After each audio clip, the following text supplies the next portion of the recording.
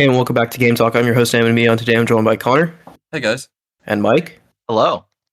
And kind of going off of some of our discussion last week, I mentioned Uncharted 4, one of PlayStation's most beloved IP and one of their most beloved games, is coming to PC.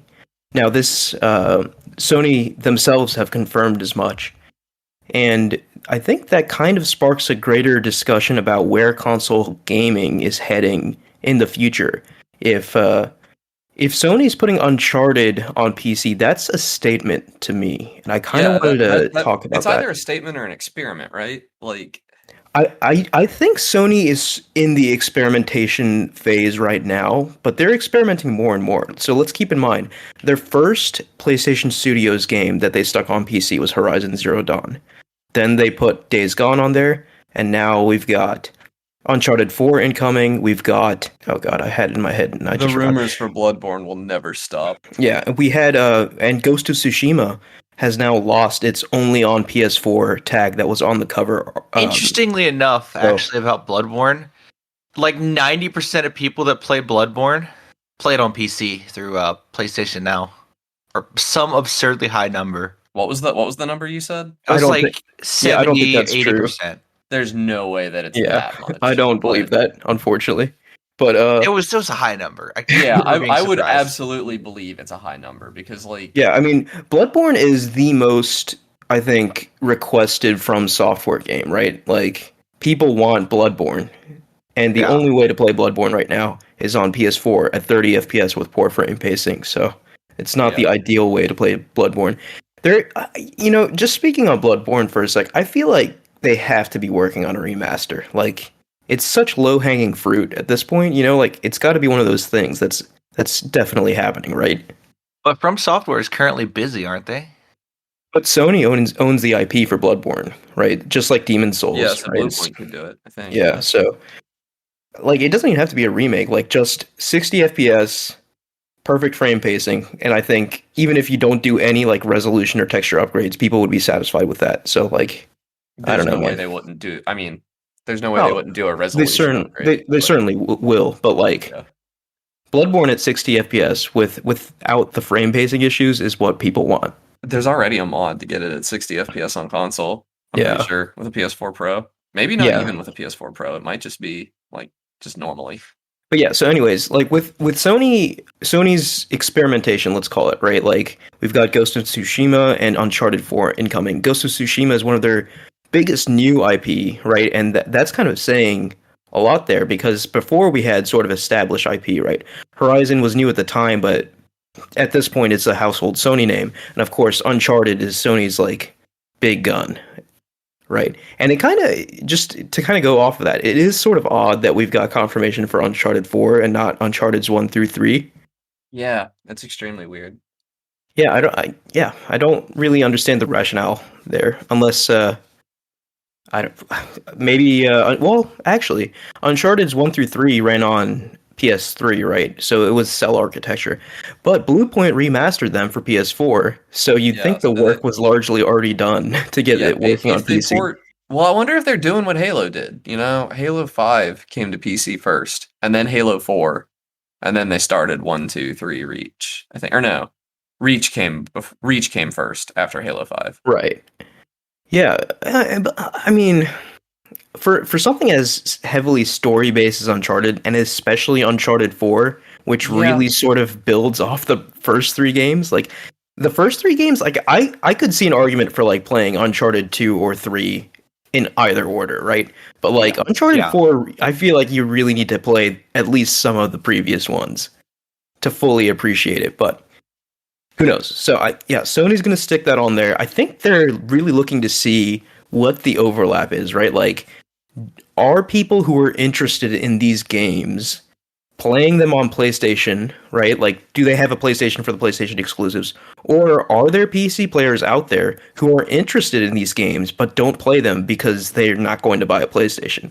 And I think once they have the answers to those sort of questions, we can either see an increase in the PC support from PlayStation, or maybe just keep it at this level. Yeah, I mean, I could tell you the answer. There are a lot of people who are on PC and would like love to play PlayStation games, but PC is in a weird space where PC is both the super high end of gaming as well as the super low end. Like, Yeah. Right. It supports every sort of yeah, it splits like the entire spectrum. yeah, there are absolutely gamers that like play on PC because they have a computer laying around and like, you know, you can get a game to run at like 540p with pretty tame specs a lot of the time, and you can get that experience. Yeah. There are accessibility reasons, Yeah, and I think this sort of leads into another interesting point where all of the Sony confirmations we have right now are for PS4 games, right? And I think that makes sense, right? There's tons of first-party PS4 games that potentially PC players have never played.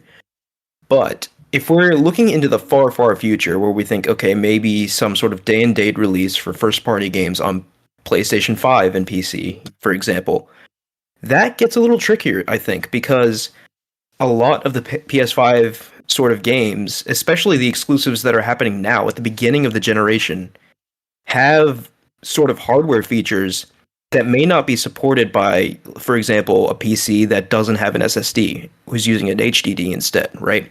So like it'd be interesting to see like if they go down the route of like okay, first party games come to PC and PS5, then you know, the design of these games might be impacted, or they'd have to make like two distinct versions.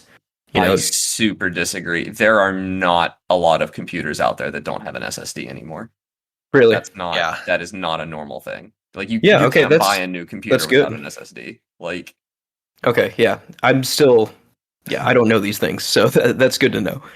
So yeah, SSD is becoming more the standard, and especially as the faster SSD that's in the PS5 becomes more commonplace, it'd be easy for these exclusives to make the jump to PC.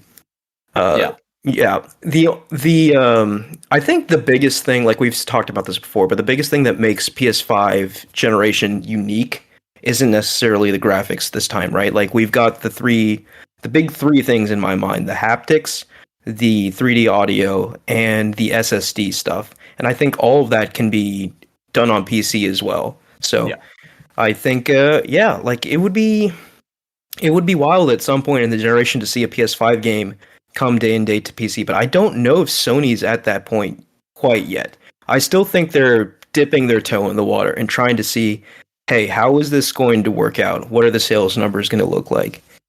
Yeah, I agree. They're not ready to dive in. I mean, because we're not seeing a lot of games that are day and date yet. Not any on for PlayStation at least. Well, no, they've danced with it, I think. Wasn't Planet Side 2 EC a release first? Yeah. no, I thought it was or yeah, it came to it came to PC first, but it was developed by Sony, wasn't it? Sony Interactive. It was Sony Online Entertainment, which was a kind of subsidiary that later became its own studio after I think Sony sold them off. hmm They So, were never truly owned by. It's weird. I think the point here is that like we haven't seen like one of PlayStation's big IP, come to both platforms at once yet, right? Like we haven't seen Ratchet and Clank or Uncharted or something like that happen quite yet. no, we haven't.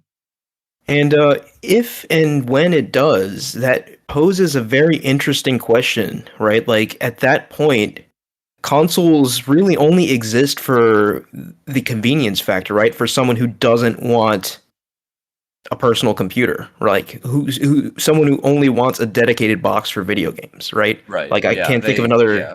and maybe like Yeah, a I mean that Blu-ray you, player or something, you enter the that and people who like Nintendo games. But Yeah, we can talk about Nintendo here in a sec. Yeah, you enter this like golden age for people like me that like I buy a PC right now and then I wait until the end of a console generation and pick up a console for $200 or whatever.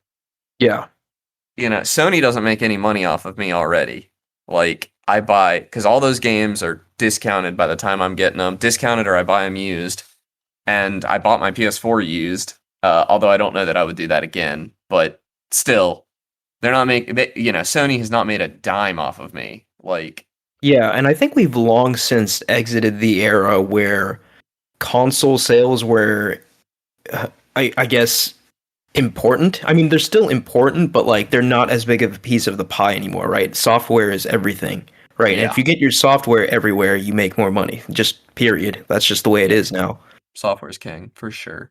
Yeah, so and I'm sure there's so many people out there like you, Connor, who would like to play these games, and now Sony's testing the waters out, and it would be really exciting because I think Sony does make a lot of excellent exclusives that I definitely would like more people to play. And I think God of War is also coming to PC as well.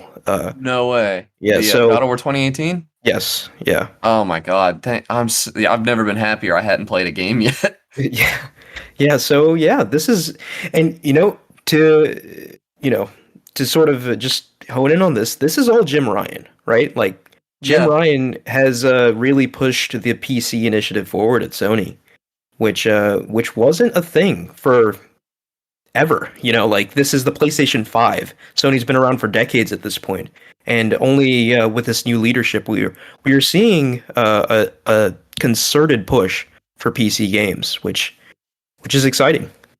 yeah. I mean, I wouldn't say I'm a Jim Ryan fan. You know, I've said things about him on the podcast without necessarily being the most informed. Yeah, I mean, Uh, with everyone, like everyone has.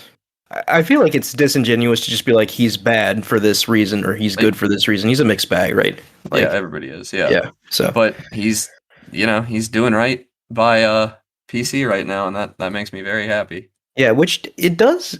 It is kind of irritating to see the response of some Sony fans because, like, I Yeah, guess they get very defensive over the exclusives. They're like, no, like I don't understand why, right? Like, if you are a fan of PlayStation exclusives, if more of those exclusives get sold, your developer gets more money so they can make another exclusive that's even better, right? Like, so yeah, it'll only improve PlayStation exclusives if they're on PC, in my yeah, mind.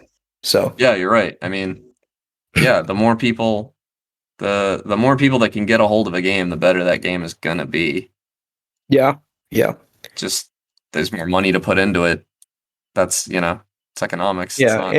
Yeah. and just I guess and I guess if we go into the development side of things, it might take Sony devs longer to adjust to getting things working at all the like you said, the low end and the high end when it comes to PC, which Yeah, might but result in a longer development time, but maybe that's the only con. it's not all on them anymore. If that makes any sense, it's not on PC. The brunt of doing that work does not always fall on the developer anymore. You know, because if you put it on PC, people like low spec gamer will come in and like mess around with config files, and he releases like playable versions of games that can run on integrated graphics and stuff. Like the dude's a miracle worker, Yeah, that's and really cool. that's his whole thing is he gets a game to run. Yeah, Come hell or high water, he's gonna get that game running. yeah. Yeah, I think again in the short term, and I'm when I say short term, I'm thinking like a few years at least. Like I do not think we will see a day one release on PC for a while yet, because I do still think like Sony's trying to paint the PS5 and quite successfully, in my opinion, as like something that you have to have, right? Like people, and it's working. Like people are going out in droves to buy this thing. It's sold Yeah, out if they can everywhere. find one, yeah. Yeah. Well, it's sold. Having it be sold out everywhere is not necessarily Yeah, Sony. it's a There is a manufacturing global issue. Yeah, silicon shortage, yeah. but But no, like, just looking at their sales estimates and sales figures, right? Their estimate is for at the end of this year for the PS5 to be outselling every other PlayStation console, including PS2 and PS4. So their sales projections are they're on target for that's that currently. incredible. Okay. So even with the shortage, they're doing this. So I could only imagine once the shortage sort of alleviates, what kind of explosion we'll see. Of course, I do Yeah, wonder if there are people because a PS5 is still easier to get a hold of than a new graphics card. I'm pretty sure. So I think so too. Yeah, like yeah, those. I mean, yeah, those are just being eaten up by miners and stuff. I do Oh, wonder if that's affecting the numbers. Although I have a hard time believing that people are buying consoles just because they can't get a graphics card. So No, I don't think so. Yeah, I don't. But I think yeah, like in a few years maybe, once everyone who's going to buy a PS5 has a PS5, maybe they'll start normalizing the idea of hey, day one, day and date release on PC, PS5. yeah, Probably. I I do wonder if PlayStation Now was them feeling the water to see if they would to see how many people wanted to play PlayStation games but didn't own a PlayStation. Right, yeah, because and I don't remember, is the catalog for games the same across PC and PlayStation for PlayStation Now? Because I know it's It is different identical, yeah. on Xbox, right? So, Yeah, okay, so for PlayStation Now, you don't have to install the games. It's mostly streaming. right. They And give an for option for installation too now, I believe. you do on PlayStation. Okay, You don't have that on PC. that makes sense, right? Yeah, because yeah. Um, Whereas Xbox Game Pass started as downloadable games, which the catalog was obviously different, but moved on to streaming. And so Game Pass has three categories. It has games that are available in cloud, typically games that have been fine tuned to give you a positive experience, even with some latency and all. Yeah, It has Game Pass console and it has Game Pass PC. And Game Pass console is still the best of the three libraries. Unfortunately, a lot of publishers don't want to put Capcom refuses to put Monster Hunter World on PC Game Pass for some reason, but it's mhm, on it for console. yeah. And I don't know. Yeah, just speaking about Xbox for a minute, right? Like PlayStation dipping their toes, right? Like we said, like maybe in the future moving towards parity between PC and PlayStation releases. Xbox has been doing it for a while now. And to even further solidify how they're moving away from consoles, Xbox, the news has recently come out that for xCloud, their streaming service, the backend for that is going to be Xbox Series X's. They're upgrading to Xbox Series X's for that. So you're going to be potentially streaming like 4K 60 gameplay, which is nuts, I think.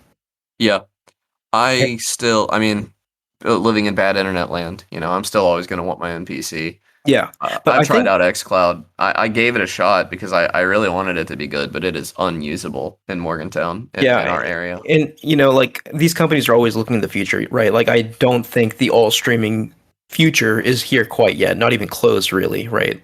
Like maybe only in metropolitan areas, but it just goes to show that, like it's interesting to think both Microsoft and Sony are now just eyeing the end of consoles as we know it, which is wild to say. I don't know if it'll actually happen, but they're certainly considering it, both of them. And I think that that brings us to Nintendo. I think hell will freeze over before Nintendo puts anything on See, anything other than a Nintendo console. see, well, you'd be wrong because early Nintendo games did come to PC, but Really, how early are we talking? like Mario Bros. Like Okay, yeah. not Super Mario Bros, but Mario Bros. The Okay, but this is like the very beginning of Nintendo, right? Like before they had yeah, like even they're doing really. this is pre NES doing arcade machines and Yeah, a so little bit into NES. Like Commander Keen was a pitch to bring Super Mario Bros. To uh I forget what PC system it was. I think it was IBM. okay, but let me ask you a question here, Connor. Do you ever see a future where Super Smash Brothers is on PC? Yes. That's yeah, I don't know if I agree with that.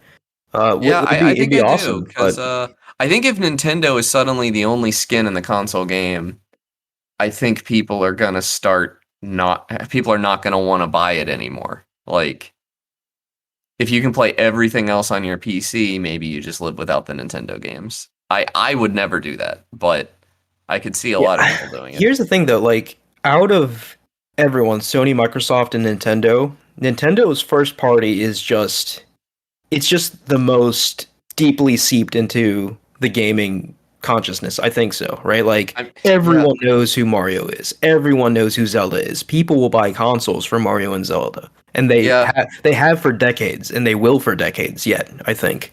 The other problem is you can already play all the Nintendo Switch games on PC. There's a pretty okay emulator out there. Like, Yeah, okay, but then here's where we get into the conversation where like I know we're all pretty technically savvy, right? But like there are many, many people out there who do not want to go through the process of installing an yeah, emulator, who just want to turn on their box and play their console a game, lot of those right? people aren't going to play on a PC anyway, though. Yeah. Like, the overlap between people that would game on a PC and don't want to install an emulator, I imagine, has to be very small. Yeah, that's fair. Yeah. But like, just to give an example, one of my friends, who will go unnamed, but he was bugging me the other day about like, hey, how do I get this emulator installed on my computer so I can play GoldenEye on the N64? And I was like, I'll Google it for you. Like, Yeah. it's a funny aside. Like, people was like know me. It's like, oh, you can do computer stuff, right? It was like, Yup. kinda, I guess. But like I people can. come to me with Yeah. these like questions. I was like, okay, I'll just Google and like send you the thing from the first hit on the page. Like, Yeah. Well, the part of that's the vocabulary to Google. I guess, yeah. And a lot of people don't. Yeah, I've picked up on that. Well, while I joke that a computer science degree is learning how to Google things well, it is a lot about vocabulary and stuff. Like, what you You don't know what know to know questions what to to look ask. for. Yeah, Yeah. that's true. That's very true. So, I just think it's funny because I think out of everyone I know, there's maybe only like a handful, maybe like 5 people who actually know what I do for a living. You know, yeah. Yeah. so I don't think anybody knows what I do because I oftentimes don't know what I'm going to do the next day. But but like just the general nature of like software engineering work, like people have no idea what that even is. So yeah. Anyway, I think Nintendo's already kind of made a claim about whether or not it is going to do consoles anymore. Considering they don't have a dedicated home console out anymore. yeah, I mean like They're playing to their strengths that they've always had, which is the mobile market. yeah, I mean it's a hybrid though, right? Like we can't discount the It is, but dedicated part completely. as the years go by, I think of my Nintendo Switch far more as a portable than as a home console. That's fair. Like, and not even as the years go by, like from the beginning, like I've definitely played my Switch more in handheld mode than console mode. Yeah, I actually haven't because I don't go anywhere. But But mine's even when I'm like lying in bed or something, like I have my Switch out, right? Like I don't have yeah. it hooked up to the TV.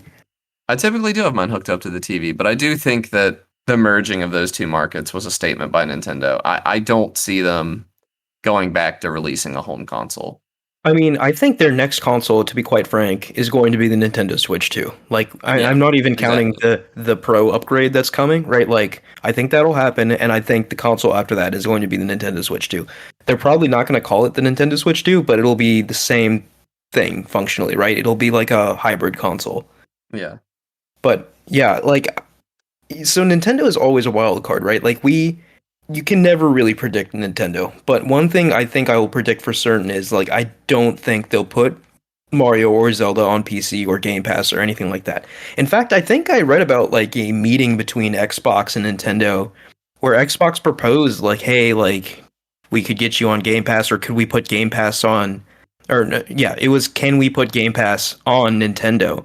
And Nintendo literally laughed them out of the room. Like they just operate on a totally different wavelength than Microsoft and Sony, right? So, Yeah, and and sometimes for to their better or detriment. worse, Often yeah, to their for better or detriment. worse, yeah, Yeah. yeah. So I Nintendo's gonna keep Nintendoing, I think, do you think regardless that of what Sony and Nintendo would Microsoft do. do you think Nintendo would go out of business before they put Mario on other consoles? I think they probably would, honestly. Definitely would. Did you know when Sega went multi-plat, did you guys know that they were essentially bankrupt? I A believe it. very generous shareholder gave them something like they were out of money. They were going to declare bankruptcy, and a generous shareholder gave them something like $500 million to So fix the company. some rich Sonic fan ensured that we get Sonic on every console for generations to come. Thanks, Basically, guy. yeah. And Yeah. I think he ended up making money out of the deal eventually because Sega is still a profitable company. But yeah, Yeah. they were not just out of the console game; they were out of the game, and Yeah. somebody saved them. Yeah, that's yeah. Yeah, I mean, we had this discussion, maybe not on the show because it might have predated the show, but like the Wii U era, I was thinking like if Nintendo's next console, if the Switch turns out to be a failure, which of course we now know it's an immense success, but at that time we were thinking like if this thing bombs again, like Yeah. will Nintendo go third party? And like now we know what an absurd thought that was, but I mean, it was a legitimate fear back then. Yeah, the Wii U was trash. The Wii U was an unmitigated disaster. yeah. Yeah, it's just it's crazy because right like there's when you think about PlayStation, right? Like every PlayStation has its pros, and like overall they were all really good consoles, I think. Same thing with Xbox. Early Xbox One, you could make an argument was a bit of a dumpster fire, but like they certainly turned it around. Nintendo, it's just I feel like they're just throwing darts each console generation. Like Really, I like all of Nintendo's consoles. no, I like them all too, but like they've had some colossal failures, right? Even some of my favorite Nintendo consoles were considered failures. Like I think the GameCube is considered a sales failure. So is the N64. Yeah, and Yeah, and the N64, the N64 they really failed because they just like picked the wrong medium. Like, it was do we go CD or do we go cartridge? And they weighed the differences and went cartridge, and that was the wrong choice. Publishers didn't want to work with them. yeah, Of course, their reasons for picking a cartridge were not necessarily good ones. They wanted people to have to produce games through them instead of being able to print off their own CDs or whatever. Yeah, Sony definitely thought forward with that one. Yeah. Yeah. But Sony and everybody else. Nintendo's the only. That's true. I will say though, I love those N64 cards so much. Like I love them except for the fact that you can't store them on a shelf in a meaningful way. No, like I had one of those special like N64 drawers. Yeah. That has like the little blades, you know what I mean? You stick them in there. Yeah. Yeah, that's funny. I just have mine. I have like 8 N64 games, which is all of them worth playing. Hot take. And except Majora's Mask. I don't have Majora's Mask yet. And I just have them all facing outwards on a shelf because there's not that many of them. Yeah. You know the saying or the phrase from Jurassic Park, life finds a way? Yeah. Nintendo finds a way. They sure do. Well, they also have I was reading some statistic that people when people were talking about Nintendo going out of business during the Wii U era, there was some statistic somebody was running the numbers and calculated that Nintendo could operate 70 years without turning a profit. Yeah, I think I read that too. Yeah. So they're not going anywhere. For better or worse, they're not going anywhere. Nintendo will outlive me, probably. I do hope that I do think they found something really special with the Switch, and I hope they don't go in some weird off-kilter direction. Like I could definitely see a scenario because it's Nintendo where it's like, hey, our 2030 console is VR only, and that's what we're doing. Yeah, I could. I'd buy that in a heartbeat too. Oh, I would too, but that thing would bomb and die. So yeah, but yeah, Nintendo. So in summary, I don't think Nintendo games will ever come to PC. PlayStation, it's happening already. I think certainly in the 2030s, I could see a future where PS5 or PlayStation, Xbox games have release parity with PC. It's also worth noting that a lot of games that used to a lot of games go above and beyond on their PC port from PS4, PS5. It used to be that a lot of those would come and they would just have generic X input integration, and that's not the case anymore. A lot of those support a DualShock 4 or a DualSense out of the box, with the full feature set and everything on PC. Yeah, and I think that's huge, especially with the DualSense, because I think that's half the experience at this point, right? It really does provide you with yet another layer of immersion, right? But yeah, that's exciting, and I certainly think whatever Xbox will have haptics in everything, almost everything I own. That the next controller out of Xbox will be identical to the Xbox 360 Phil Spencer's already come out and said that they're interested in integrating haptics. They've done they have innovated nothing since the original Xbox. That's true. Yeah, but they do have the Pro controller, which is really nice. Yeah, it has back paddles, but they refuse to even do gyro controls, which I I can't even imagine playing a shooter without gyro controls on a Yeah, controller. actually, Like, I would be pulling my hair out. I never actually considered it until you said it out loud. Like every single Xbox controller is like the same. Yeah, Yeah, no, they've done yeah, nothing. It's the idea of them doing anything with the Xbox controller is laughable to me. I just don't think they. I mean, and that said, that's the same company that released the best accessibility right. controller on the market. The Yeah, what is it called? I know what you're talking about. The adaptive controller or Yeah, that's something? it. That's it. Yep. Yeah, that thing's awesome. But like their base controller model, nah, I don't. They're not going to include Well, haptics yeah, in I it. mean, I don't believe it. yeah. Well, haptics are like an internal thing, right? So that maybe the controller looks exactly the same on the outside, but just has different So is a insides. so is a gyroscope. Yeah. I don't know. I Like, I mean, there's got to be a reason they're not doing the gyroscope, right? Like, maybe they're seeing that, like, Well, they also insist on powering their battery or their controllers with AA batteries. yeah, And that okay, that's not really excusable. That's pretty stupid, in my opinion. But yeah, I mean a lot of people like that. I know people that consider the AA batteries a plus dude, for that's their such a Xbox pain. I 360. still remember, like, I remember, like, with when I was like in the Wii 360 generation, like, it was so annoying. Like, whenever I had to switch off my PS3, because like it'd always be like, okay, are we gonna play a Mario Party game? Okay, let me get the Wii controllers. Oh shoot, these don't have batteries anymore. Like the batteries are dead. Let me go get batteries. Like it Yeah. was such a hassle, like all the time. Whereas like with PS3, I would just plug in the controller, charge it. It was fine. Yeah, exactly. But, some people don't want to charge their controllers. Some of them want to be able to change out the batteries when they die mid-game. Like, Yeah, I I don't know. guess, but like I can't relate to it. I think that's like like literally the really same the thing only with thing I Halo would change too. about a Like Steam. play Halo with friends. Like, oh, these controllers are now dead. Like, Yeah. let's go get batteries. Like, Yeah, and batteries have it a sucked. shelf, like Li-ion batteries don't have a shelf life the same way AA's are. Like you can't just leave AA's in your spare controller Yeah, because they'll corrode and everything. I've had it happen to me. But yeah, like same. that's the one thing I would change about the Steam controller, honestly, is that it's powered by I think two AA's, and it's not even like I don't know why they did this. They were out of their minds, but the Steam controller, which is like my favorite controller of all time, but the batteries go in the handles, so like nobody could They get even hot really or like, something? huh? Do the handles get hot? No. No, Okay, but you can't like you can buy a battery pack for the Xbox 360 controller that just it's basically just a Li-ion battery that does the same output as two AA's and you slap it on there and now your controller's better. You can't do that on a Steam controller because the batteries don't go in the same place. They go to opposite ends of the controller. that Like sucks. making a kit for that would be extremely expensive Yeah, that's relative to the ease of like because I had that for my Game Boy Advance. I had my original Game Boy Advance. I had rechargeable batteries in that thing. Like because as yeah, long as they're like the traditional like back to back double A's, like that's a pretty easy thing to produce. People have that. yeah. Such a stupid mistake. I just and I know why they did it. It was a weight distribution thing because the batteries are the heaviest part of the Uh, controller. But it's still extremely stupid. yeah, They should have known better. Just make the whole controller heavier. Like I yeah, don't know. yeah. I'm annoyed.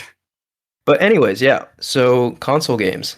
So yeah, I guess maybe just to put a cap in the conversation, I really love console gaming, like a lot, right? Like, and it's not because I'm incompetent at the PC or anything like that. I just really like the idea of having a dedicated box for games, right? And I'm not gonna lie, I will be a little sad if and when the day comes where Sony and Microsoft are only services, right? Like the PlayStation 6 is a completely virtual thing, right? And the next Xbox is a completely virtual thing that you subscribe to or what have you, right?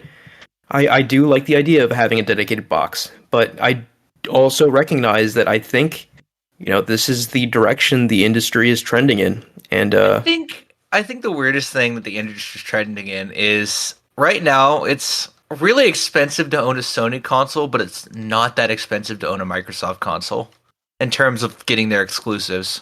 Yeah, I it's mean, true. Yeah. you can. What is it? Xbox All Access? Is that what it's called? Where you pay a monthly fee? It's like $35 a month or Or something. You let's get not even we can go a step above that. You buy a Series S, you have Game Pass.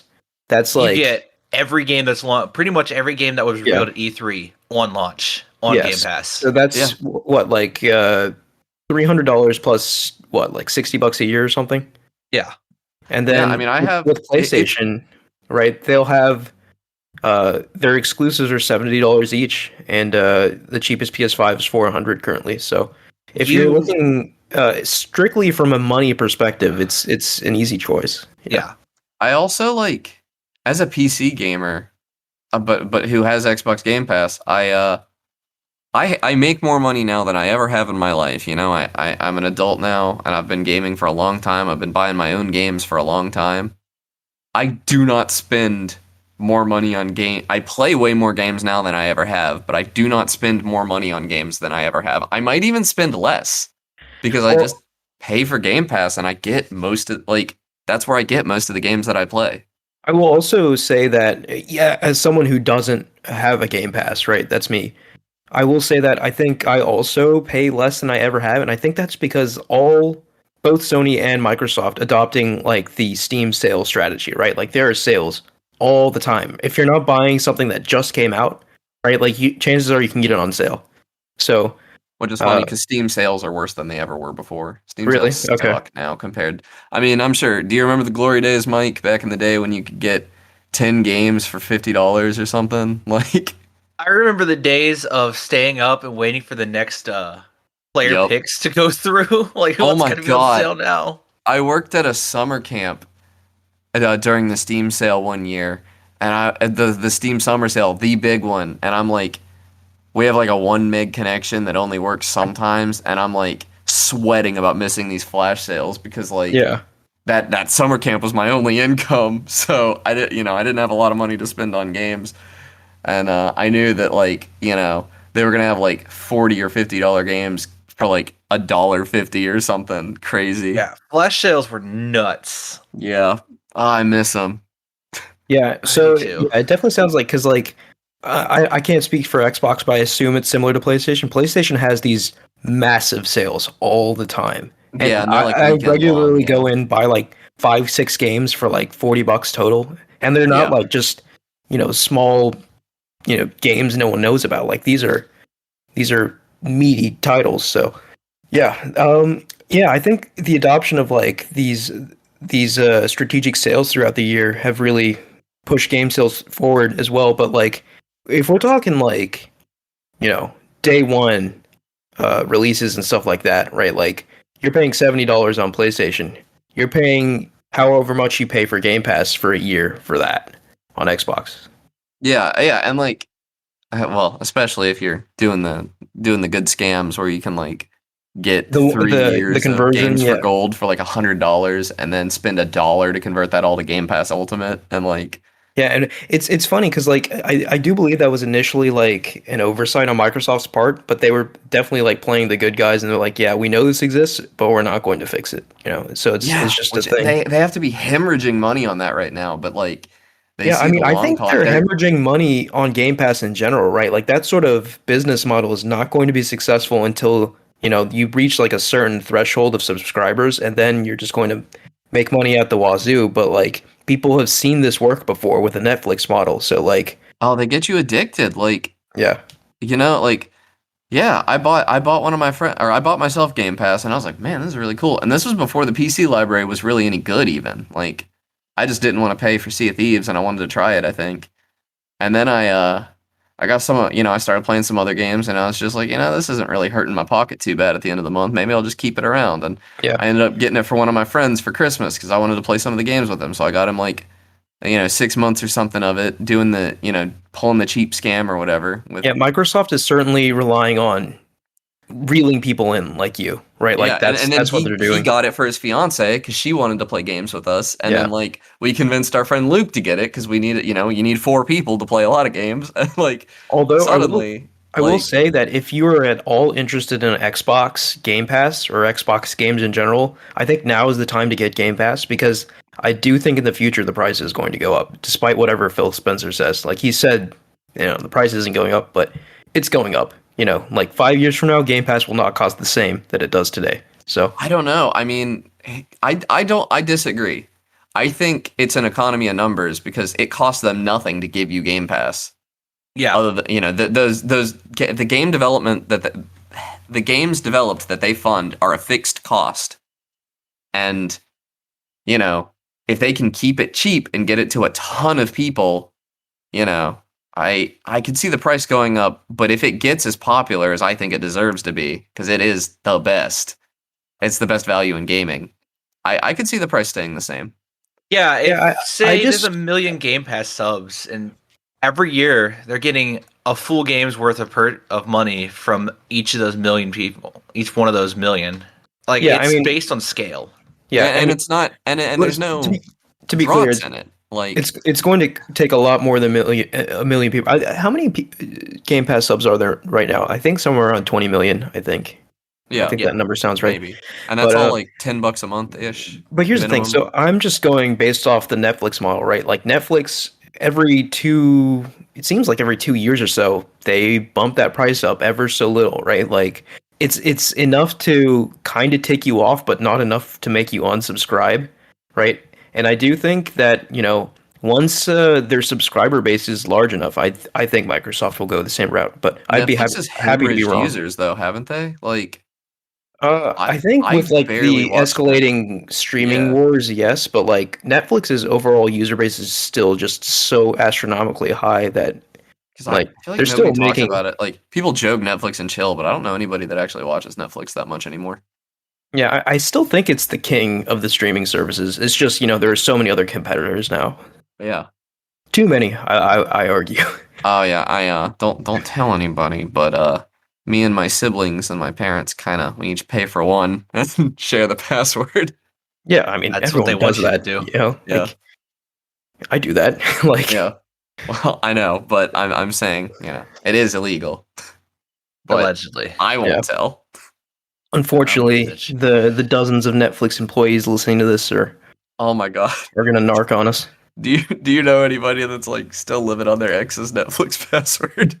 Honestly, I think I do. I had my ex's Hulu password for the longest time. It was so funny.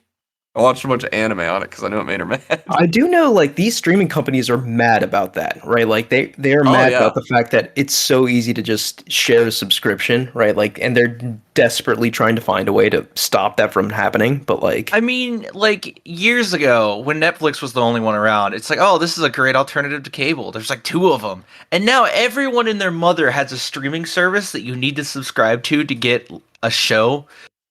Where Yeah, it's they've all now got one show. Yeah. it's now the equivalent to having a cable subscription. yeah, in it's terms just of it's cost. full circle, right? It's full just circle.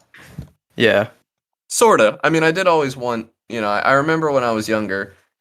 So when I was younger but old enough to like understand cable, I remember thinking like, why are we paying like however many dollars a month when we watch for 100 channels when we only watch two?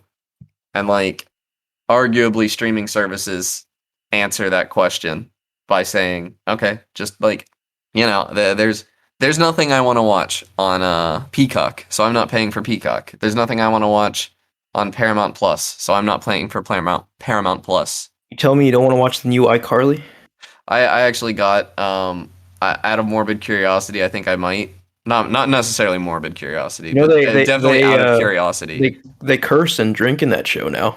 I've Do heard they? that. Freddie's Yeah. a dad. It's like an adult iCarly. I was never who going to asked pay for for this? Paramount Plus, but I got it for my dad for Father's Day, so I might ask him for the password because he wanted to watch Star Trek on there or whatever. Okay. Yeah. And my dad's not a big iCarly fan. My sister actually wasn't allowed to watch it growing up. My sisters have already asked me to buy a Paramount Plus subscription for iCarly. I was like, absolutely not. That's so funny. It's not happening. No, I'll watch it. I'll let you know how it is because I am extremely curious. How Yeah, this like show- I don't know like if it's a generational thing. Like my sisters are super into iCarly. I loved Drake and Josh growing up. I loved Drake and Josh. Yeah. Yeah, that's the reboot I would have. Well, no, actually, Well, I wouldn't not watch that anymore. reboot, but I After, loved it. What? Yeah. Well, Drake got arrested for like I think sexual things, No For- way. I had no yeah. idea. That's sad. child sexual things. Yeah, that I sounds Just think, not ideal. Something like that. That's Yeah. Nickelodeon for you. Yeah. He learned from the best. He did work with Dan Schneider. He did work with Dan Schneider. I don't know. I don't think he inherited the whole feet thing from Dan Schneider, though. I think Josh is doing well though, so that's Yeah, Yeah, he Josh was is really doing big great. on Vine. I don't know if he is on TikTok. video games, everybody. No, dude, we're gonna talk about this is an iCarly fan podcast. Yeah, now. this is what. So what you're telling me is before next podcast, we should have all have binged iCarly, right? Dude, one of my favorite game developers, Mike Bithell, his first professional game development experience was on an iCarly video game. He was talking about that recently on Twitter. He said Isn't there one on like DS or something? yeah, that was the one. Yeah, it was the one. And he said he had to like learn an upsetting amount of iCarly lore, and now as a 10 years later, he finds himself like deeply fascinated by the reboot. I'm pretty sure my youngest sister, when she had a DS, bought a Cory in the House video game. Oh my god. And I just wonder, like, what would you even do in that game? Be Cory. Like, is it a White platformer? House? Like, what would you? Is it like a Telltale game? You see, what you do is Cory would. What they don't tell you is that Cory commits war crimes in that office. I mean, that child had like unbridled access to the White House, so he might have Yeah, done he something. might have. Right. But yeah, Jesus. yeah, not sure like why, like those Disney video games existed at all. Like I don't Because think people bought them. like, Yeah. did they though? Yeah. I guess like maybe young kids who like really had no idea like licensed games would be. Yeah, especially like on DS, because like I don't know, a lot like I'm trying to figure out how to say this without sounding sexist, but at the time, gaming was a boys' club, but the Nintendo DS was not. That's fair. Yeah. And then like you have a lot of non-core gamers playing their DS that are not necessarily going to make as educated of a purchasing decision about their video games, or maybe they're parents or grandparents are buying them and they're going to see like, oh, my kid watches iCarly all the time, let's get him the game. And I also Christmas, yeah. Or not all these games were terrible. I do not like I watch a lot of videos about old licensed games because I find them deeply fascinating, and like they're not AAA releases, but some of them aren't terrible. The iCarly game specifically, I've seen some stuff that it is not terrible. Like what do you do in that game? Like I think it was really similar to Animal Crossing. Like except you were friends with the iCarly gang, and like there was like you would help them do stuff on their web show and stuff. I don't know. I've never played it, but that sounds super defensive for someone who's never played the game. Well, I just don't like. Are you worried you're gonna lose your gamer creds with us? I like stupid licensed games sometimes. There, I said. Sometimes they're fun in a really stupid way. They shouldn't be $60. I mean, but if anyone has the propensity to buy shovelware, I think it was young Ahmed. Oh yeah. Absolutely. Dude, like that's all I played. Like, are you kidding me? Dude, when I played, my cabinet was full of Dragon Ball and Naruto games. 2008, playing the Iron Man, the movie, the game on the Wii. Ahmed would look at that bargain bin of like dollar games that no one wanted to buy and think, ooh, a feast. Bugs Life, the video game. You kidding me? Good stuff. By good stuff, I mean it's probably terrible. There's nothing wrong with bargain bin shopping, taste but of a child. bargain bin games are never a good idea. Because usually there's a reason they're in the bargain bin. Oh my god! I mean, like when I was little, it was as simple as like, "Hey, I liked this movie. I want to get the game for it." Like this kid. It was a simpler time. Well, my ex-girlfriend's nephew, he really, really wanted this stupid Teenage Mutant Ninja Turtles game. And like we were buying it and they were like, this game's not very good. And like we said, he really wants it. And we like he acted so excited when he opened it, like his eyes lit up. He was so happy. He played it for less than 5 minutes and like decided it was terrible and never touched it again. And I've never been more proud. Yeah. No, dude, I totally would have been the kid that like convinced myself it was brilliant. I convinced myself Sonic 06 was good. Like, I had high amounts of hopium and copium or whatever running through my veins. You see, people are always telling me I'm full of copium because I try to defend some modern Sonic games. But you are. I would. Sonic Generations is a good game. Like hard stop. It is actually. So. They have agree. a propensity to make good games, but they just choose not to a lot of the time. Yeah, I think it's like a conscious choice of not making good Sonic games. Like Sonic Mania was great. Dude, speaking of Sonic, I just kind of want to mention Yuji Naka with Balan Wonderworld, right? Oh dude, apparently God, yeah. he perfect example of somebody that needs an editor, I guess. He straight up he quit. He like retired, which is kind of sucks. But like, I mean, that's super common though. A lot of people's last creative work is their worst. That's not, it sucks, but yeah. But I it's saw just like, Quentin dude, at Tarantino some quote point, the it's other just day. like, but it's like dude. The rabbit hole with Balan Wonderworld goes so deep though. Like, dude, they named the company after Balan, right? It's the new studio is called Balan Company. Yeah. They had a series of like novels planned. And nobody Like at any point played it and they realized. they thought this was going to be like the next Mario or something. Like what? But I think the problem with Balan Wonderworld is in the design, really. Dude, It was a everything. game designed for kids. It released with reverse draw distance, where characters disappeared as you got closer to them. Like, That's a really good mechanic. it's hilarious. Yeah. But like, if that was how did intentional. if anyone played the game at all, that would have gotten caught, right? Like, the most basic playtesting should have identified that. Maybe it did identify that and they couldn't fix it, which I doubt they couldn't fix it. I doubt it was one of those broken but shippable, yeah, like I don't know, like I think Square Enix gave Yuji Naka like carte blanche to do whatever he wanted. And Dude, speaking of giving somebody carte blanche, like how is there a director's cut of Death Stranding coming out? dude, which is Who even was funnier, telling him no? which is even funnier. Yeah, this is a Kojima released game. Kojima was the director. Kojima made this game himself, right? What like did Kojima obviously had a not team, let but like Kojima put in the initial release? he's releasing Death Stranding, the director's cut, as if the first game already wasn't the director's cut. I don't think it's a problem of no one telling Kojima no, or It's just him Kojima not indulging getting told himself even more. I think which it's is Sony basically being unable to tell Kojima no. I mean, like Sony's funding his game. They could tell him no. Like, Why would they? Yeah, Why but they would you know ever better. tell They know that- Kojima no? They know that fans have been craving somebody who won't tell Kojima no Yeah. forever. Yeah. I can't agree with that. I don't think it's like I have no interest in it. I will Dude, I'm I gonna play will it. buy Death Stranding director's cut though. Oh, and will I you? will play I will That's play so that funny. game. But like not because I think it's gonna be good. dude, did you guys see the trailer for that No. Death Stranding's director's cut? No, I It haven't was seen it. essentially just a huge Easter egg for Metal Gear.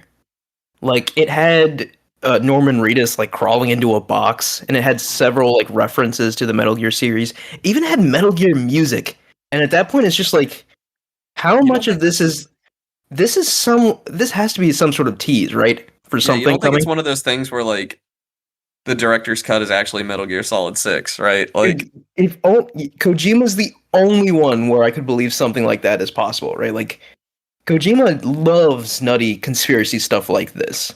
So have like, you seen people on Twitter having to like defend themselves against Kojima fans? Like, no, I swear to God, I'm not a Kojima ARG. Like, yeah, Wait, isn't that about that the new that- video game. that Yeah, new video game? That like low did you hear budget horror about this, game? Connor?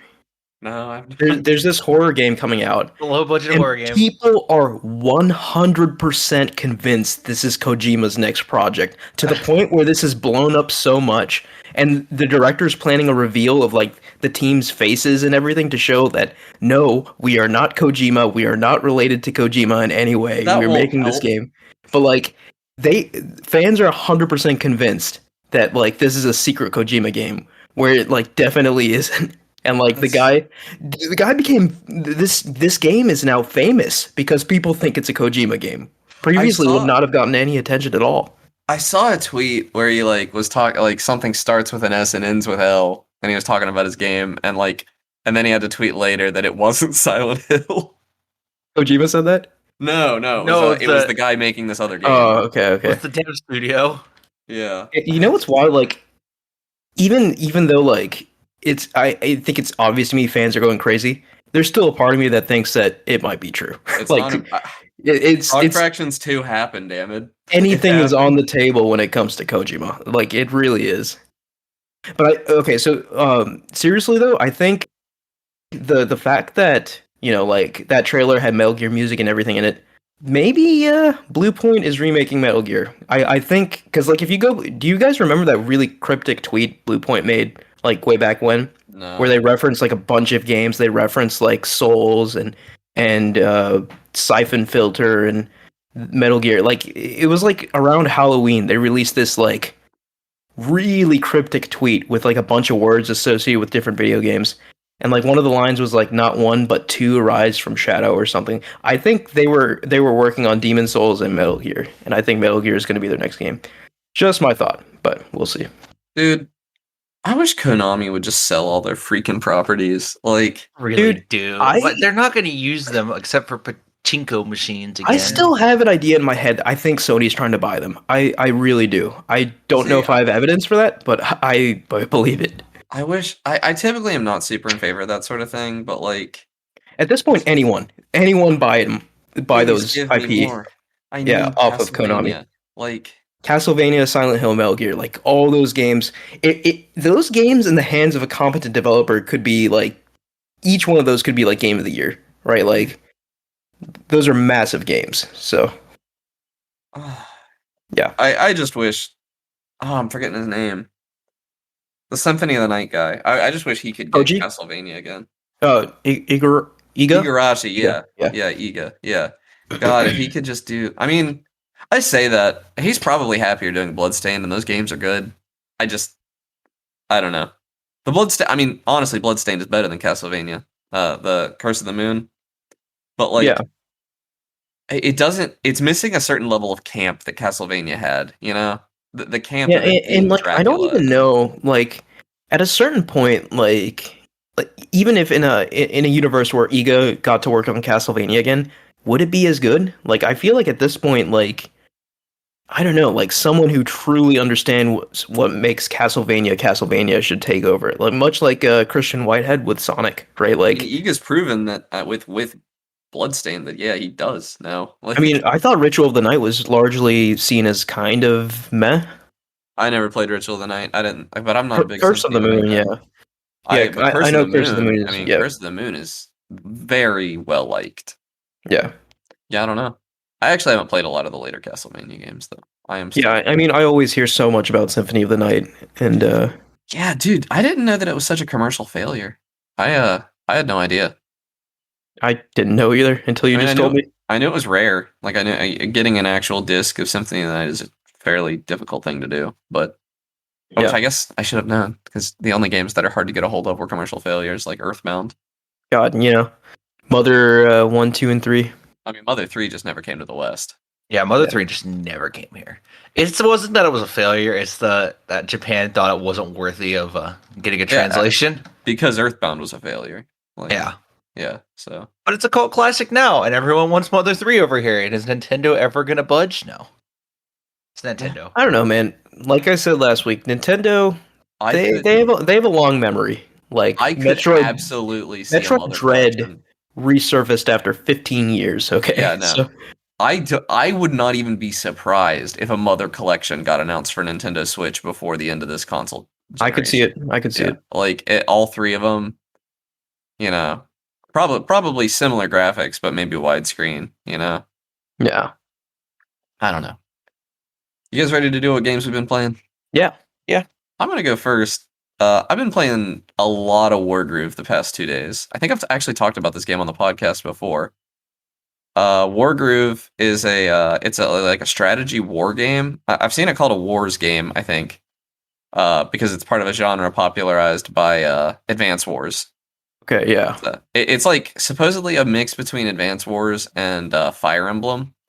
I've never played a Fire Emblem game, but it is like it's a tactical strategy game. There's no RPG mechanics to it, though. I think that's its biggest difference from Fire Emblem, yeah. Okay. Yeah, so like if you have a soldier, that's a soldier. You have your commanders that all have like their grooves, which are different powers. Like Mercia can heal some units. Emmerich can lay down a crystal that like increases all the units within range's defense. Valder can summon a unit on top of him. Nuru can buy units and spawn them next to her. Stuff like that. But basically, it's like it's a strategy game where you want to capture these villages. The more villages you have, the more money you get per turn. You can use the money you get per turn to spawn new units at the barracks. And Well, while the campaign gives you a lot of different missions, like surviving a certain number of turns, or like just wiping out an enemy force that doesn't have any spawning abilities, the main game is like you have your stronghold and your commander. You have to keep both of those alive, and I just really like it. It's a little tricky because your commander is an extremely strong unit, but also you lose if they get defeated. But it's a genre I'm not very good at. I haven't played a lot of strategy games or anything, but after seeing the Advance Wars remakes at E3, I suddenly got a huge itch to play some more Yeah, Wargroove. you talked about XCOM the week before. Now you're Yeah, I'm playing just on a little Wargroove. bit of a Yeah, strategy game kick right now. I think I might like XCOM more than Wargroove because XCOM does that interesting thing where you like actually get attached to your units and stuff, and like dude. I know. Okay, I'm gonna say something, and you're gonna be mad, but you should definitely play Fire Emblem. no, I know. I've been thinking it I more and really more think you would recently. like it. Yeah, I've been really thinking about picking up Three Houses on my Switch. yeah. I 'Cause think I you would would really like like it. it. I've known that I would like Fire Emblem for a very long time. I just hate that they tainted Smash Yeah. with a bunch of boring characters. But But yeah, especially Three Houses, because like it has those strategy elements you've grown fond of, in addition to like the units you care about, and it incorporates RPG elements, and it incorporates stuff from Persona as well. So I think yeah, especially Three Houses would be up your alley.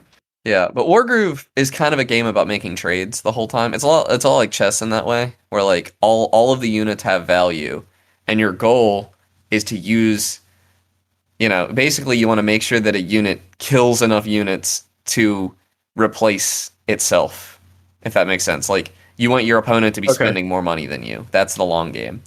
There are instances where that doesn't super matter. Like, if your opponent overextends with their commander and you manage to, like, trap them and kill them. Because, like, there are, like, crazy situations in this game where you can be, like, at a stalemate for, like, forever. For, like, an unholy number of turns, like, warring over because typically each map will have like one village in the middle of the map that is going to be contested, and you'll each have villages that are like easier to defend back towards your base. Yeah. And suddenly somebody will make like a power play or something with their commander, and you'll just see an opportunity that you can like wall them in with weaker units and just hammer them down, and just in one turn end the game that's been going on forever. That like it was not clear who was going to get the advantage at any point. It's super fun like that, but it's also I've been playing through the campaign, and I read online that the side missions are particularly difficult, but I'm on like Act 3 side mission 1 right now, and I am just like at a loss. It's like you play as this adorable commander called Caesar. He's a dog, and not a talking dog or anything either. He's just a dog Just a dog. Okay. that inspires people to fight for him, I guess. He's the queen of the country's dog, and he has an army. And Caesar comes across this village that's getting raided by outlaws, and so you are like defending the village the whole game. And there's like so many lose conditions in this that it's killing me. There's like 4 villager units. If any of them die, you lose. There's the stronghold in the center. If it dies, you lose. And then there's Caesar himself, and if he dies, you lose. And it's tough because there's like 4 entrances to this village, and people are coming from every direction. So you're fighting on 4 fronts at once. And like the enemy has access to units you don't. Like, you have no flying units. You have no golems, which are like the heaviest, tankiest units, and they have access to both of those. And like a flying unit can just fly across the battlefield and attack your stronghold if you don't have Yeah. somebody to stop it along the way. The walls don't mean anything, and like you can't block it with ground units. You have to have an anti-air thing. So Yeah, I dude. have gotten down to like the last 3 enemies like 3 times now. One time I miscounted the tiles and they were able to reach Caesar and kill him. One time I wasn't paying attention to the stronghold's HP and it died. And one time I didn't. The 4 villagers are like super hard to keep track of because there's 4 of them. They're all over the place, and I did not notice that they were in range of someone who was able to one shot one of them. Yeah, this sounds very up my alley, to be Yeah, honest. it's And super. and It's on Game Pass. It's super fun. If you want to play it, there's actually a co-op campaign that I've been really wanting to play, yeah, just and it's cross-platform across all consoles. okay, cool. It's on Switch too, if you want to get it there. Although I I mean, I'm sure it's extremely playable on consoles and everything, but like this is a game that feels right with a mouse. It just, Yeah. I Okay. just feel like, I mean, it's turn-based, so it really doesn't matter. You're not going to be at a disadvantage or anything, but the idea of playing it without either a touch screen or a mouse just seems kind of crazy to me. Like all the different things you have to juggle. But then again, it's based on Advance Wars, which was a Game Boy Advance game. So Yeah. Dude, the entire time you were talking, I just images of Fire Emblem in my mind. I really do think you'd like it. yeah, the thing is, I think when I first started playing this, I was playing it kind of like a Fire Emblem game, but like you have to be ready to let your units die in this game. Like it absolutely Yeah. is a game of So trades. yeah, the problem with Fire Emblem though, like I think New or Three Houses is the only one of the newer ones where like the default mode has permadeath off. Like Mm, traditionally, Fire Emblem has permadeath on, right? So like these units are all characters in this story, right? Like all yeah, characters you become attached to. So if one of them dies, right, like and you have permadeath on, you really feel it, right? Like it's over at that point. Like there's no like resurrections or anything. They're just dead, like a soldier in a war, right? So yeah, yeah. It's all nameless soldiers in this game, and yeah, you sacrifice them all the time. They are meat yeah, shields. yeah. So I guess that's where Fire Emblem differs because like you really have to strategize around like okay, like we're going to do what we got to do, but like at the end of the day, you have to prioritize keeping everyone alive, right?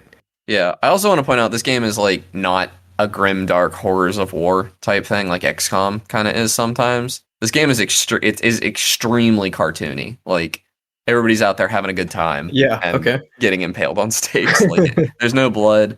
When you can get like war hounds and stuff and they don't even die. They run away when they take too much damage. Like because people complained about dogs dying in the game.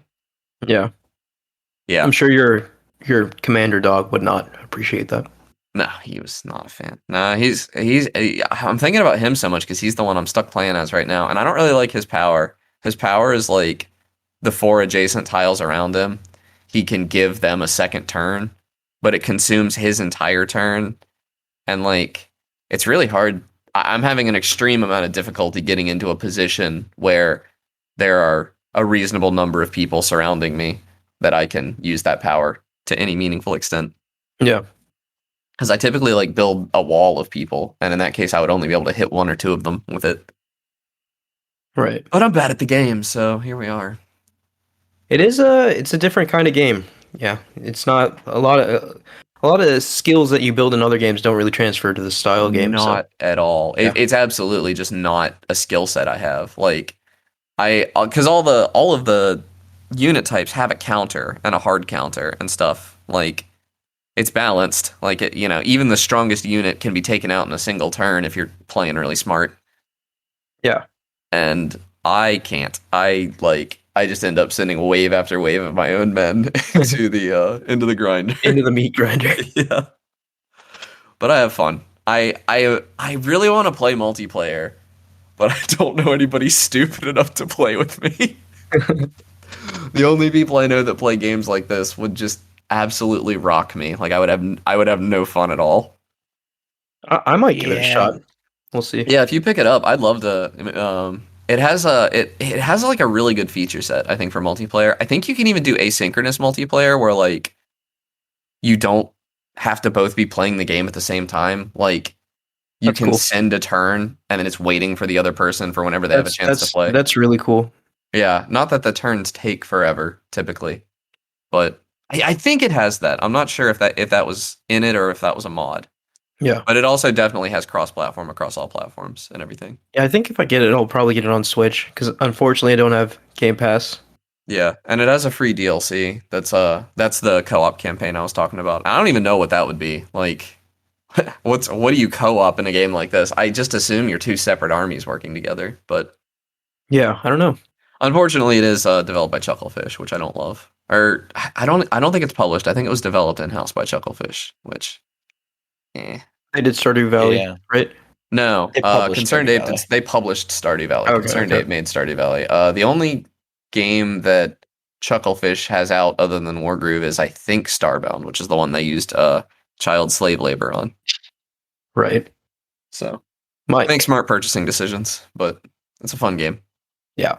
Mike. Oh man, I went back and started playing Battlefield 4 again, It's the best one. and it Waiting, is the best one. waiting for that sweet 20. Keep forgetting the date. 2051. 2042. 2042. 2042. Got Yeah, that wrong. I'm super excited. Like this is actually my first Battlefield PC experience, surprisingly enough. Really? Yeah, Really? I That is started not playing on it on brand for you. consoles. Yeah, Yeah. no. I branded myself as a PC gamer, but up until about the middle of the PS4 era, I was still playing on console a bunch. Does that mean you suffered through Battlefield 3 on consoles? Battlefield 3 on consoles wasn't that bad. Battlefield 4 on last gen consoles was garbage though. I didn't know it came Or out on last previous gen last gen. consoles.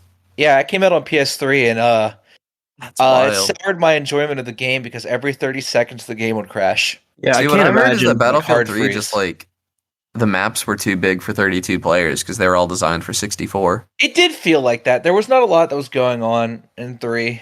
The DLC was way better. Like Close Quarters made it a lot better. I heard Close Quarters was a good DLC too. I haven't played Battlefield in a long time, but I have I a haven't lot of played. fond memories. I never played any of the DLC for 3. 3 had some amazing DLC. Yeah, I should So probably did 4 though. go back and play 3. Oops. 4 is so good. Yeah, 4 is Yeah, great. 4 is excellent. It has the best gunplay, I think, or at least it did yeah. when I played it. The I don't know. if it's been gunplay updated. feels so good. Yeah, my everything only feels beef slow, I've ever but- really had with 4 is that everybody wants to play Operation Locker, and that map is not the best Yeah, map at when all. I was on, people were playing actual big maps. Good. But the only downside about PC is that you have to deal with really bad server admins in almost every server. Oh my god, I know. Yeah. I haven't dealt with it yet, but I feel like I'm gonna get banned from a server for using a certain weapon. The chat like- is so toxic too, all the time. The Like I text get chat. it, you don't want to get killed by certain guns, but please, for the Yeah. love of everything that is holy, Yeah. don't ban weapon classes. Yeah, it's kind of ridiculous. Like Yeah. I'm getting sick of getting killed by DMRs, but I think that might just be the server not there any- allowing actual sniper rifles. How's the cheating situation? I haven't seen any cheaters. That's good. Yeah, I've never really had a huge cheater problem in a Battlefield game. I think it's 'Cause largely usually- because like there's so many people in a game. And usually, Battlefield's really good about having decent admins who will actually ban cheaters. Yeah, dude, that was when I knew I'd made it as a gamer. Was when I got accused of cheating in Battlefield 4. Yeah, I've gotten accused of cheating in some games. That's sometimes like the ultimate compliment. Let it if you're flow through if your you're veins. accused Yeah. of cheating but not cheating and you're just that good. Yeah, you're just extra. Because I did back in high school, Dang. maybe even early college. Me and my buddy Antonio, we tore it up in Battlefield 3 and 4. Yeah. Yeah, I don't know if me in my advanced age can do that anymore, but Your advanced age. yeah. That's why you and I got to stick to these War Groove and Fire Emblem, these turn-based games where we can take our time. Yeah. But yeah. I'm looking forward to that 128 player multiplayer in I'm Battlefield 2042. so excited for the chaos. I guarantee you seems they're gonna have like wild. an Operation Locker sized map too. Dude, I just have mixed feeling. Like, pumping up the player count doesn't impress me by itself. So that trailer impressed me. That Battlefield 2042 You know what's trailer weird? looks You know, incredible. usually just being bigger or better, like bigger open world doesn't impress me at all, right? Like maybe 10 years ago it would have, but not today. 128 player multiplayer, just by the fact that it's that big, does impress me. I think I mean, it, it's we've not had 100-player anything- games forever, like PUBG. Yeah, but- Yeah, it's not yeah. anything new. I mean, PlanetSide throws 100-player battles as Oh my like his God. whole shtick. Like that's the But whole draw of PlanetSide ran PlanetSide. like hot garbage for a really long time. Yeah, they were ahead of their time. Okay, Yeah. they released that game when 64-player multiplayer was a thing. Yeah, my poor PC trying to run PlanetSide 2. Oh my god. You'd get into a battle and your frame rate would dip 90%. Yeah, you'd sometimes only be alive to see like 2 or 3 frames, but that would be almost a minute. Yeah, and you'd have a great time for that minute. Yeah. I had a wonderful time for that 1 minute I could see the fight. People took that game so seriously too. Like Uh, I remember looking at the platoons for it, and there were people who were like actually like role playing like military stuff, and like that was common. I was like, wow, This is really Man, cool. did I enjoy running platoons in PlanetSide? Yes, that was a lot of fun. Yeah. Did I ever get serious about it? No, because I have a life Yeah. outside of being a military dictator, and I realized that 90% of the people in my faction licked windows for fun. Yeah. It was just the Oh my nature of the god. beast. It got so bad. I remember the server I was playing on. There were only 2 factions. There were supposed to be 3, but one of them just so few people picked it that their territory was just minuscule always. They You never had sure it was anything. because so few people picked it, or they all decided that they were going to lick windows that day? They could have been Lindo Wickers. All They right, could have been so I window guess wickers. I'll ask, what is with the window licking? Okay, so it's that player in every shooter who blindly goes to wherever everyone else is? Yeah. That's a window licker. No, Okay. window licking is just like something you see dumb kids doing. They like just press Yeah. their face against a window and lick it. Just press their face. It's just the stereotype for those players who don't follow any sort of planning or, It's just a really like maybe window we should licking is just fight a here. stupid thing to do. Yeah. Yeah. Instead, they see, ooh, big fight here, me go, and that's their whole game plan. Which Yeah. I'll admit, I do it off peak hours. If I'm playing at like 4 a.m., I I'll do see it in big Apex fight. sometimes just because I get bored, like Yeah. of not seeing a firefight. But I play Planet Side at off peak hours where it is always, oh, there's a big fight here. We're gonna sit here for 3 hours and we're gonna fight over this single objective because yeah, there's not enough people to actually play the game. some of So the you most concentrate interesting, them somewhere. some of the most interesting fights in that game though were when there were only like 10 people in an area and you're like trying to hold it down. Yeah, it's a fun game. Yeah. But Battlefield. Yeah, no. But well, they're similar Battlefield. games kind of now that Battlefield is getting to be so big. Like if you're going to put 128 people on a map in Battlefield, like And I don't know. Battlefield maps are usually pretty well designed Yeah, from they my are. experience. So Every capture point. I kind of miss playing Rush. I haven't played Rush in ages. All my friends always wanted to play Conquest. Which one do you play, Mike? I usually play Conquest. I like Rush. I think it's a fun game mode. I think Squad Rush is really cool. Like that's what the competitive game mode is. Although there's not a huge competitive scene. Yeah. I find Conquest to be the most fun because it's the classic Battlefield experience. There's 64 people running at an objective. Yeah. Yeah, and it really is. It can be a meat grinder sometimes, but Sometimes yeah. it can be a meat grinder. Sometimes you can reliably take an objective. And it's just fun to play. sometimes you're the meat grinder. Sometimes Oh yeah. I Oh am my the god. one. If you lay down in just the right place with a mounted gun, like an LMG, and you just sit there and tear them up. Yeah. That's Yeah, when I got turn into accused the of meat grinder. hacking. Oh, you're just like laying there? That's exciting. Just laying on the ground. No. Oh, you're doing like Some of the- sick like flips, 360 no Oh my scopes. god, no. You lay No. down and you cover a hallway. Just look at Operation Locker is 90% grenades and 10% some guy sitting there with a 100 round LMG just unloading into a corridor. Yeah. And you never stop shooting, regardless of whether there's anybody there. Because if you stop shooting, you'll miss the kill because everybody else on your team is shooting. Everyone else is tossing grenades in there. And you throw a bunch of ammo crates down at the bottom, so nobody ever has any chance of running out of ammo. Yeah, and you rack up 1 billion points from. It's the best roles to have in an Operation Locker meat grinder are the ammo guy and the revive guy. Yeah, Because if you're either of those, your business you're gonna is get booming. so many medals. Yeah, Yeah, business is booming because everyone's going to be throwing grenades. Everyone's going to be shooting all their ammo reserves into this corridor, and everyone's going to be dying. The thing I've always felt is weird about Battlefield games, though, is like I don't care when the match ends. Typically, like I like capturing a point is fun, but like the maps, or maybe I was just playing on unofficial servers or something. But it felt like the matches could go on for like 40 minutes sometimes. It might have been the unofficial servers. They like to tune up their length. And like when the game ended, I just like didn't care who won because like I just wanted to play. Like I was just thankful to be going to another map. Typically, yeah. Some official servers jack up their ticket count to like obscene levels for absolutely no reason. Yeah, like no one needs to be playing the same map for 40 minutes, and yet that's some people's idea of fun. Super fun game though. Overall, very fun. Absolute blast. I will round us off here. So I have two games I want to talk about.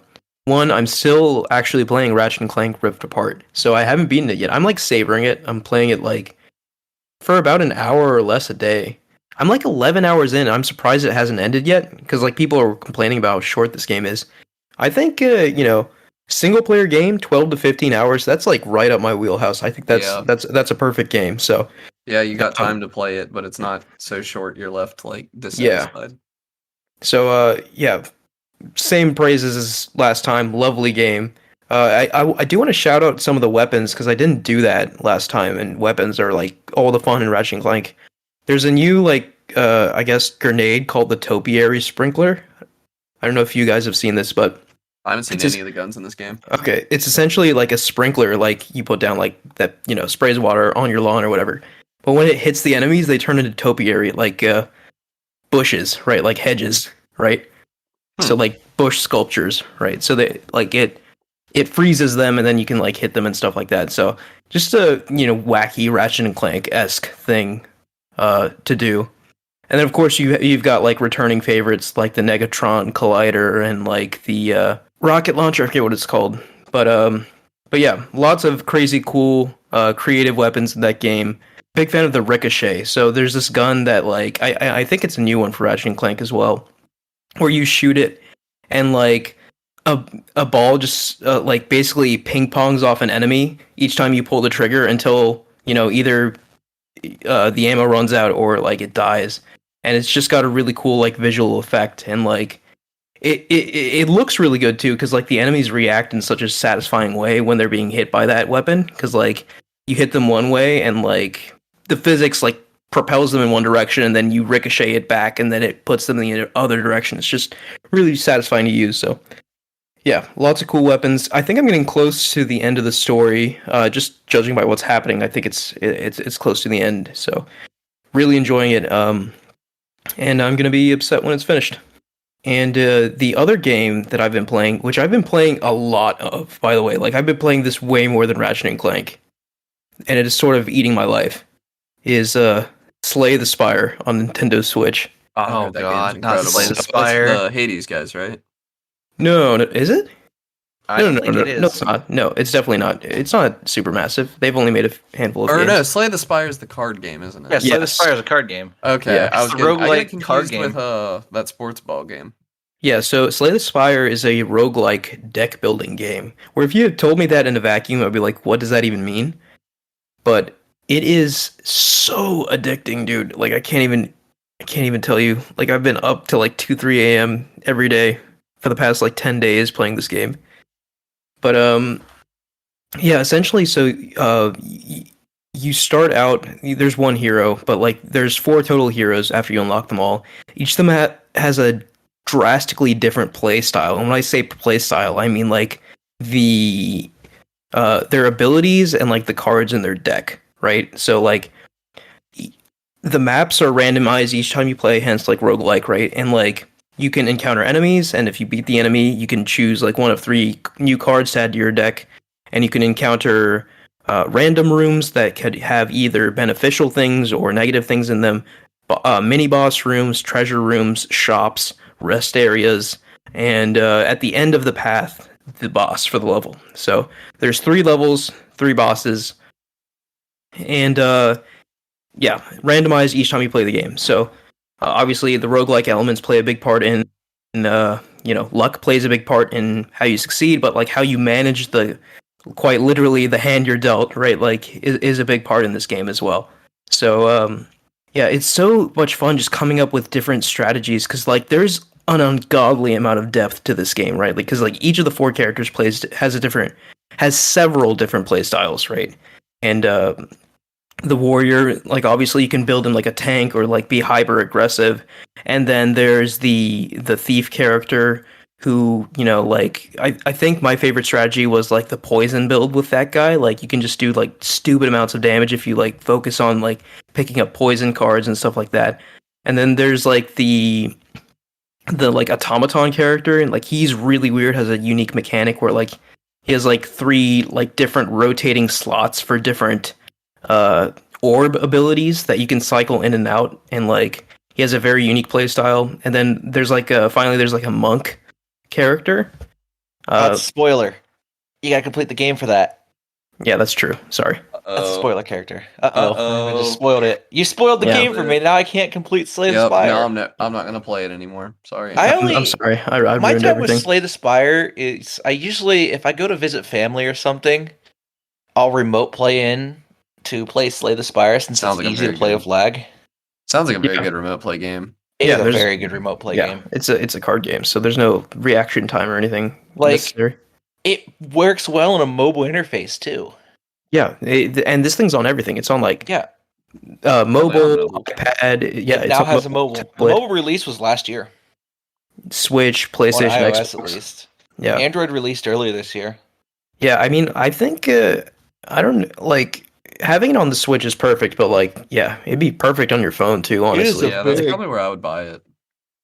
but yeah, it is just so good, dude. Like I said, like the gameplay is super addicting because like there's so much variance in like between like the potential cards you can get and like the random rooms. And by the way, if you clear a run, you unlock new cards that you can potentially pick up during subsequent runs. So the game keeps basically evolving as you play because you Yep. keep unlocking new cards you can potentially pick up. Classic roguelite. Yeah, and it's Yeah. just such a bottomless well, dude. And I will say, I did in fact clear the secret final level and beat the secret final boss. So I feel like Dude, you feel like a god. a Yeah, god. I Honestly, still have yet to clear my first run because at the end of my most recent closest run, I was getting 100 or 200 block per like turn.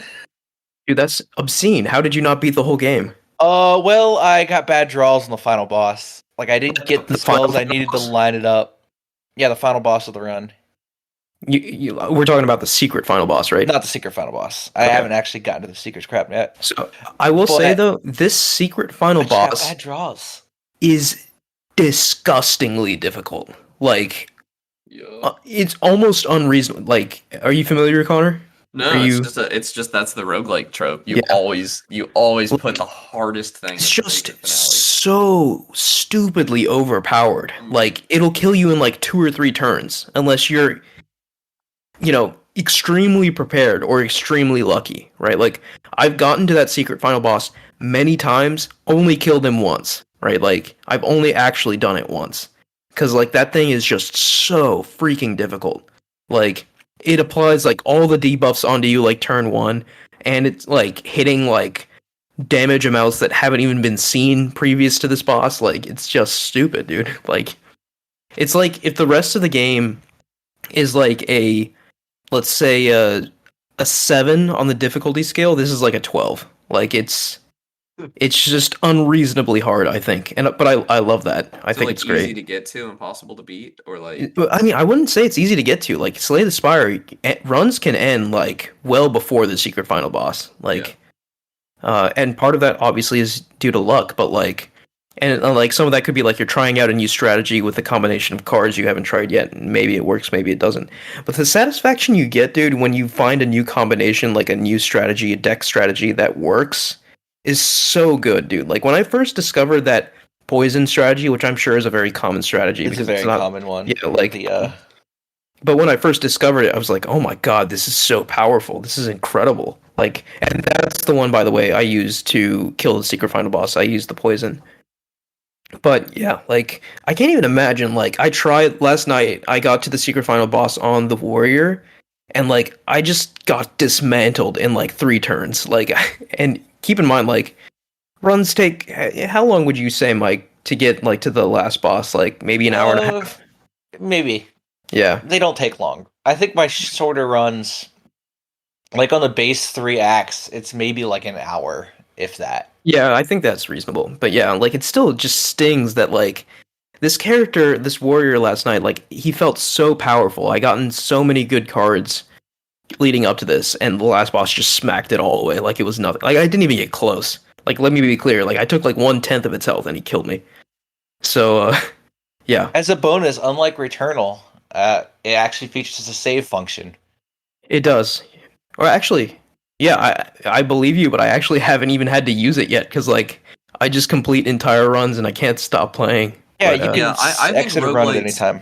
roguelites need a save function. I never use them. Actually, that's not true. I use it in Noita, but that's because a Noita run can last for like weeks at a time. yeah, Especially long run roguelites, you need a save function. You need something for someone to stop playing and then come back at a later date because some roguelike runs can take hours, days. Days. Yeah, if you're doing a serious Noita run, that's 8 hours. Like Yeah, minimum. that's not a lot of people have 8 hours of uninterrupted free time. Yeah, I mean, not a lot of people are ever going to do a Noita long run either, though. You know, Yeah. to beat that game, it's 40 minutes ish. yeah, and I mean let's be completely real here. Like in the grand scheme of things, not a lot of people are gonna play roguelikes. It's a very Yeah. It's a niche. it's a very genre, niche genre, yeah. So it's so good though. yeah, dude, you need to play this game. You would love this game. I'm not a big card game guy. I'm I wasn't either, and then I played it. I'm- I'm like, I'm this is great. Not either, honestly, but like this game is something special. It'll Like, wind up on Game Pass eventually, I bet. Actually, I might already have it. Probably I paid for not. Humble Monthly forever and never checked what was in it. I it mean, was it on- is published by Humble Bundle. Remember when I messaged you guys and said it was like on sale for like $5 or something? Like Yeah, I was gonna That buy was- it, but I thought it was a different game. I didn't realize it was that was such a steal. Like my God. Like I think I've already put like 25 hours into it. yeah. Like and it's been a week and I've been working. So yeah, man, like it's a special game for sure. All right, yeah, I think that's going to do it for us this week. Thank you all for listening. You can follow us at Ad Podcast Game Talk on Twitter. Please like, rate, and review us in any podcast service you use, and click the link in the description of this podcast to join our Discord and talk to us there. Thank you, Connor and Mike. Yep. See you guys next week. Quick thing, we'll be out next week, but we'll see you the week after that. All right, see you later.